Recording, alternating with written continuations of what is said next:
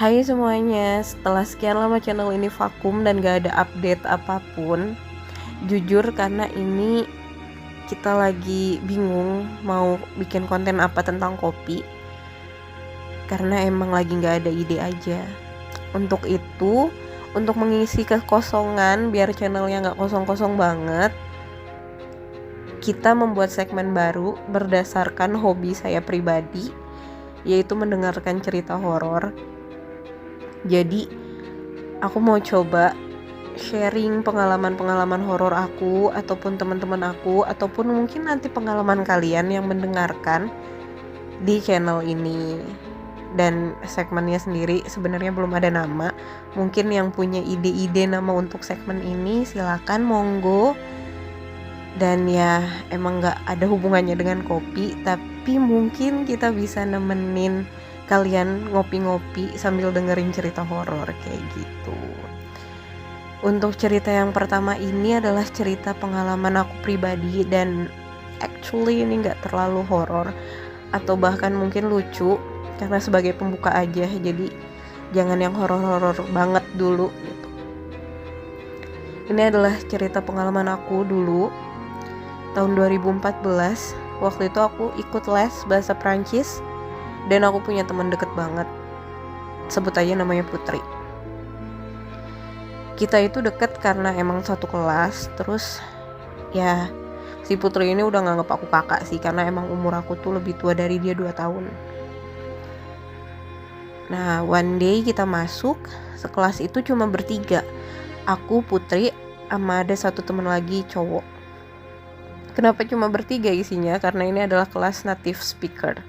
Jadi orang-orang tuh pada kayak takut-takut gitu buat masuk kelas. Tapi untuk aku dan Putri ini malah kayak, yaudah kita harus masuk, kita harus bisa dengerin orang Prancis ngomong bahasa Prancis gitu.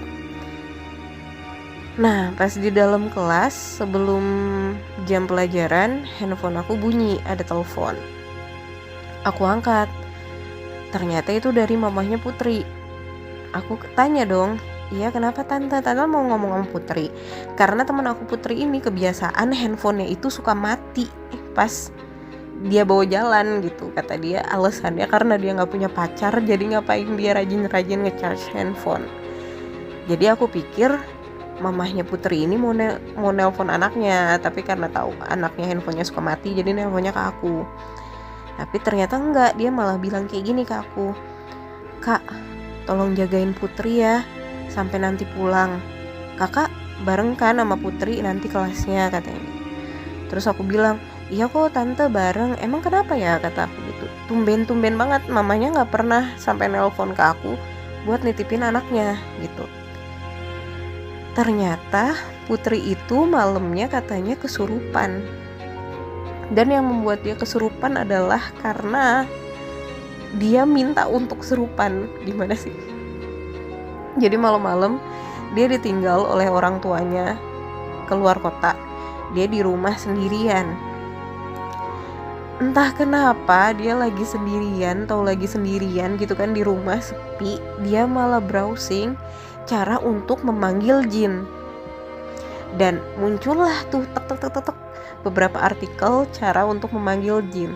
Dan dia mencoba satu-satu caranya. Dari yang mulai apa aku lupa ya detailnya kayak gimana. Pokoknya dia mencoba. Dari bacaan-bacaan yang harus dibaca, ritual-ritualnya kayak yang harus pakai lilin dan segala macem, itu dia coba. Dan ya salah satu artikel itu caranya berhasil, dia kesurupan. Tapi di sini kata dia kesurupan tapi dia sadar tapi dia nggak bisa ngontrol dirinya sendiri gitu.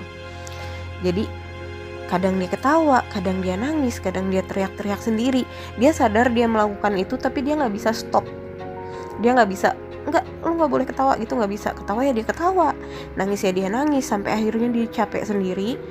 Tapi karena nggak ada siapa-siapa di sekelilingnya, nggak ada yang bantuin dong.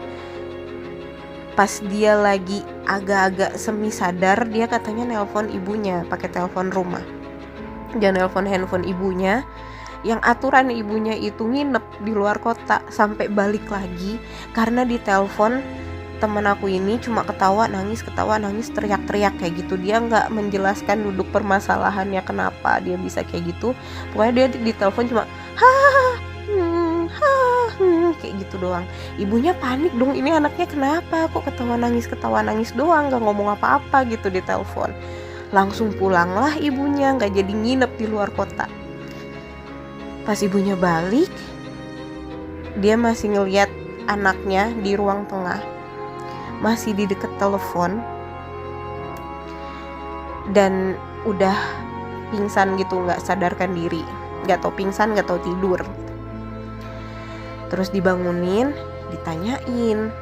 Pas ditanyain, temen aku bisa menjelaskan beberapa saat, tapi abis itu dia kayak gitu lagi, ketawa nangis lagi, sampai akhirnya dipanggilin ustadz, istilahnya diruqyah gitu. Terus dia sadar. Pagi-pagi, aku lupa waktu itu masuk sekitar jam 10-an sih, nggak terlalu pagi. Jam 10-an itu, dari jam 8 dia udah rapi-rapi tuh, udah mau les gitu kan. Ibu nanya, lo mau kemana kamu, katanya gitu. Les kan, hari ini aku ada kelas, kata temen aku gitu.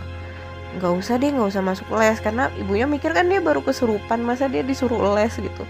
Tapi temen aku ngotot, katanya nggak apa-apa, aku pengen les, pokoknya aku pengen les aja daripada di rumah gitu. Dia pergilah les, dan saat itulah dia ketemu aku, dan mamahnya khawatir. Terus aku diceritain gitu kan sama mamahnya, aku bingung ya, gimana nih, kata aku gitu. Ya udahlah, udah nggak apa-apa, les ini di tempat les kan rame gitu ya.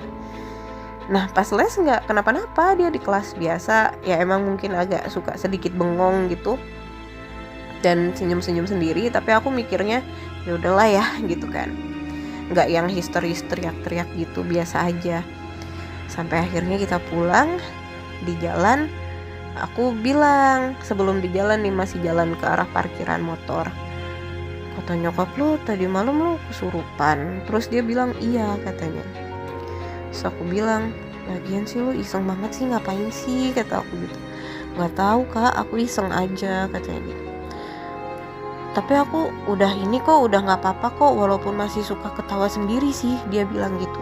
Aku sepanjang jalan dari rumah ke tempat les, aku ketawa sendiri berapa kali gitu kak, makanya aku lama, aku berangkat dari pagi, katanya gitu. Terus aku langsung ya Allah. Dan aku pulang itu diboncengin sama dia, karena aku nggak bisa naik motor kan, biasanya aku tuh naik kendaraan umum, kalau nggak naik ojek online. Tapi karena dia searah rumahnya sama aku, dan dia minta dia temenin juga ibunya, katanya nggak apa-apa kak, temenin aja dia sampai jalan pulang gitu. Ya udah, aku naiklah tuh motor. Nah di jalan awalnya baik-baik aja, tiba-tiba di tengah jalan dia ketawa keras banget, ngakak gitu, tapi masih ngegas, kan aku takut ya jadinya. Terus aku tepuk-tepuk punggungnya, aku bilang, Putri sadar, istighfar, sadar, ini lagi di jalan, kata aku gitu. Sampai akhirnya dia minggir, ngerem. Terus dia bilang gini, aku kenapa kak tadi, kata dia gitu. Kamu ketawa-ketawa. Iya ya, aku ketawa-ketawa lagi ya. Iya, kata aku gitu. Udah deh, tapi gue mau ninggalin lo jalan sendiri juga bahaya, tapi gue juga gak mau ikutan kena bahaya gitu. Tapi akhirnya aku tetap nemenin dia sampai ke tempat aku. Terus aku nanya, kamu beneran bisa nih pulang sendiri? Kalau misalnya gak bisa, minta dijemput aja gitu maksudnya. Tapi dia bilang, gak apa-apa kok kak, bisa. Karena dari tempat aku ke rumah dia tuh masih sekitar 10 menitan gitu loh. Dan akhirnya dia pulang dengan selamat, alhamdulillah. Dan terus besok-besokannya aku nanya, gimana, masih suka kambuh apa enggak? Terus dia bilang, enggak sih kak, alhamdulillah nggak kenapa-napa. Tapi ya gitu, aku nggak tahu ya ini terjadi sama semua orang yang pernah kesurupan apa enggak. Dia jadi suka lebih sering bengong, sama lebih sering senyum-senyum sendiri. Itu yang aku rasain sih. Dan ya udah gitu aja ceritanya. Gak serem sih, lebih ke bahaya, tapi nggak terlalu serem. Tapi ya buat kalian yang punya hobi yang sama kayak aku nih, yang berbau supranatural gitu, tolonglah janganlah seiseng itu sampai nyari-nyari cara untuk memanggil jin gitu. Untuk apa? Nggak usah, bahaya, apalagi lagi sendirian di rumah. Ini untungnya cuma ketawa nangis gitu. Kalau misalnya dia berbuat yang membahayakan diri sendiri gimana? Nggak ada yang nolongin gitu. Jadi buat kalian isengnya tuh dikurang-kurangin ya. Segitu aja cerita dari aku untuk episode pertama ini. Dan buat kalian yang punya cerita-cerita juga mungkin bisa dikirim. Nanti emailnya aku taruh di description box, cerita-cerita yang mau aku ceritain di sini gitu. Karena sejujurnya pengalaman pribadi aku yang benar-benar aku sendiri yang ngalamin itu dikit banget.